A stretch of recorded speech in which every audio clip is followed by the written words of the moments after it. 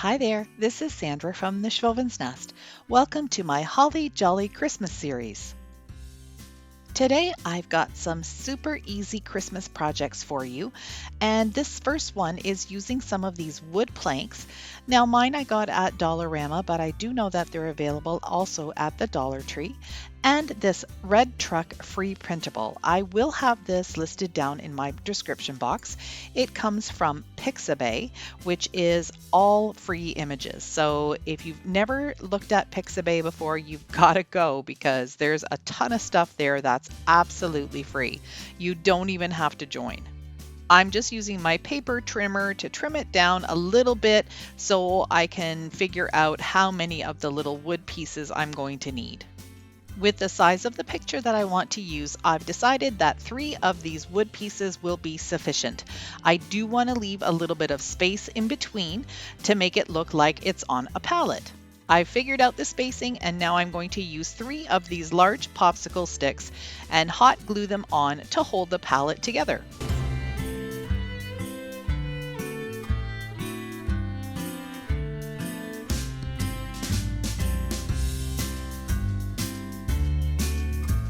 Since this is raw wood, I'm going to be using the DIY chalk paint recipe that I have down in my description box. And I'm just going to be going about an inch or 2 inches in from each edge because I'm going to be putting the picture on top, so I don't need to paint the whole thing.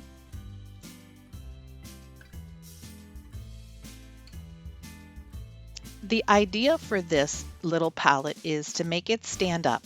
So I'm using 5 of these tumbling tower blocks and I'm going to glue them together. I started using hot glue, but then I didn't like that there was a little bit of a gap in between, and sometimes the hot glue just doesn't glue straight. So I decided to switch over to my weld bond glue.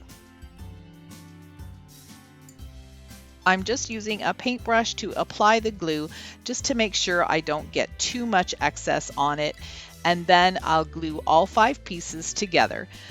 I'll also need another set of 5, which I'll do too, and then within 15 to 20 minutes this glue will set up and I'll be able to move on to the next step. That's why I love weld bond glue. It's a permanent hold, but it doesn't take long for it to get set up and let you continue with your craft. What I have to do now with the paper is measure to make sure I cut in the right spot. The easiest way to do this is just use your finger and make a crease where that little plank ends, and that's going to give me a line where I need to cut. I'm going to use Mod Podge to glue the paper onto the wood and just a brush to apply the Mod Podge. So I'm trying a new technique with the paper. I'm just using a little bit of water in a spritz bottle and I'm putting it on the back and then placing it down. This is something that I've seen other YouTubers do, and it's supposed to prevent bubbles in the paper. I'll let you know how it turns out. One thing I did notice as I was working with this is that I was able to easily lift the paper off and reposition it, which is something that usually you can't do when you're working with Mod Podge. It's usually pretty tricky to get that paper lifted up again. I'll just repeat that process for the next 2 pieces of paper. I'm going to give the whole front of the piece a coat of Mod Podge, working out any bubbles that might be there with the brush and being really careful not to rip anything. Whenever I'm using these little tower blocks, I like to paint them with a dark color. So for this project, I'm going to do black. The reason I do that is so you can't see the joints. If you just stain them or whitewash them or do something else with them, it does look nice because they are wood and they're raw wood, so you could do them any color. But I don't like the fact that you can see that they're little pieces stuck together. So this makes it look a little bit more high-end and professional. Now it's time to give the picture a little bit of distressing. So I've got my dry brush and some black chalk paint, and I'm just going to go around the edges and then up and down and side to side and just distress it however I want it to be. If you notice on the planks, I've got the picture put up a little bit higher to leave more space down at the bottom. I wanted the white frame around the picture to be the same width. So once I glue on those blocks, you'll still see the same amount of white peeking out underneath the picture. Using hot glue, I'm going to glue on the sign to the back side first, and then I'll put the other piece of the tumbling tower blocks on top.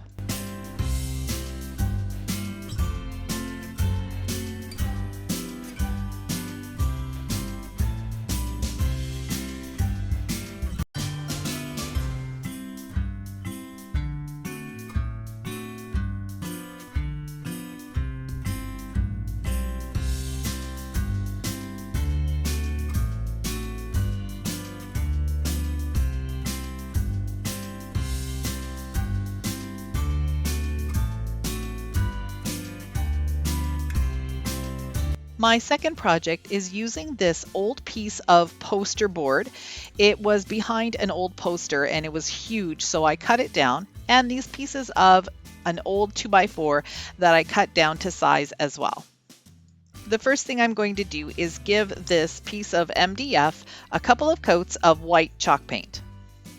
One thing I like to do when I'm using chalk paint on pieces of board like this that aren't really wood is to go in one direction for the first coat and then go in the opposite direction on the second coat. And this is just called a cross-hatching method, and it just really makes sure that you've got all the areas covered and it's nice and even all the way through.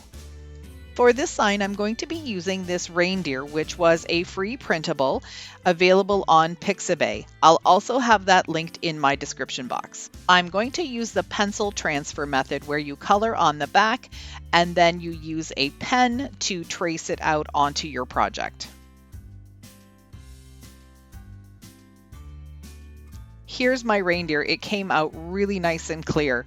I'm going to use my favorite marker, which is a scrapbooking marker, and I'm going to use the thick tip. It has a fine tip on the other end, and I'm just going to literally color him in. This sign is going to be so simple, you could recreate it in a couple of hours. It just takes a little bit of patience and a little bit of time.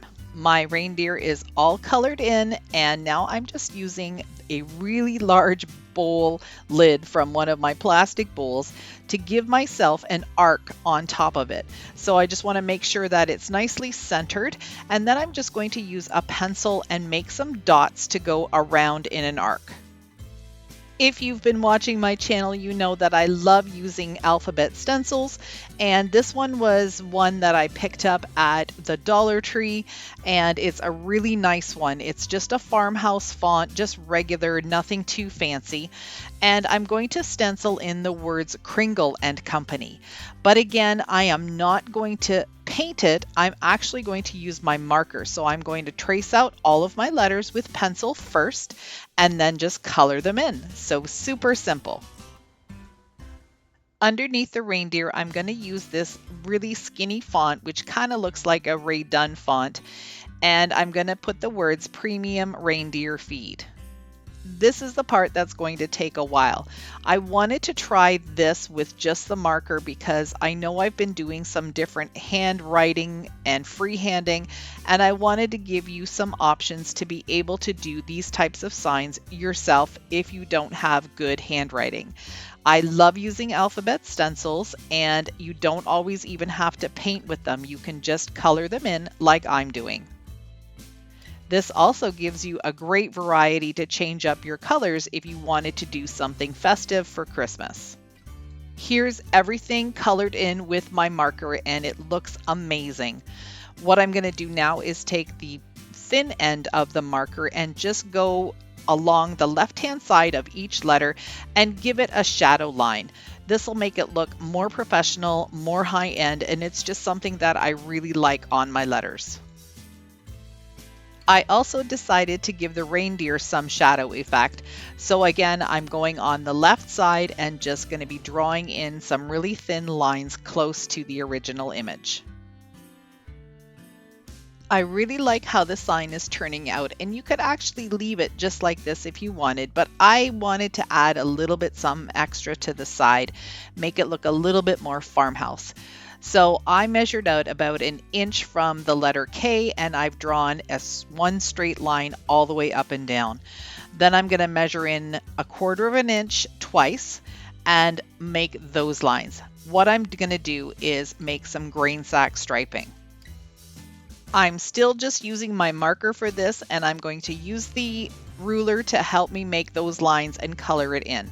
So it's just really simple. Move your ruler back and forth and just make a straight line up and down, and that will fill in these lines really well. Once you're done, this is what it looks like. I'm going to repeat the process on the other side. One thing to remember when you're using a marker, and it might just be this marker and not other markers, but I tend to smudge because I'm coloring on top of the black and then my hand touches it and then I touch the white.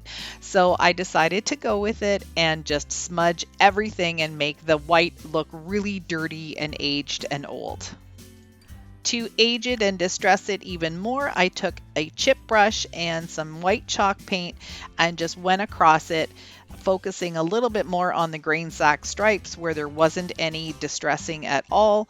And then I also did a little bit of a pouncing technique, which really kind of makes it look even more aged because some of the white makes it look like it's coming through from the bottom or it's wearing off the top. Anyway, it looks distressed. But this is just a little technique that I stumbled upon and I really like it.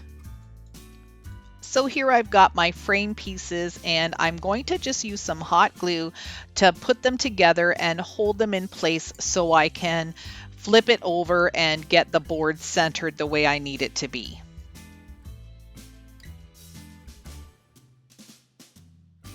So now I was able to just put the picture underneath and try and figure out where it was going to need to be secured. I put some hot glue just in a couple of spots because then I needed to flip it over one more time and be able to really secure the board to the frame on the back. I'm going to hammer the board into the frame using these little upholstery tacks that are really super sharp. They're really easy to use because you can push them into wood or into this MDF board and then just nail them in place.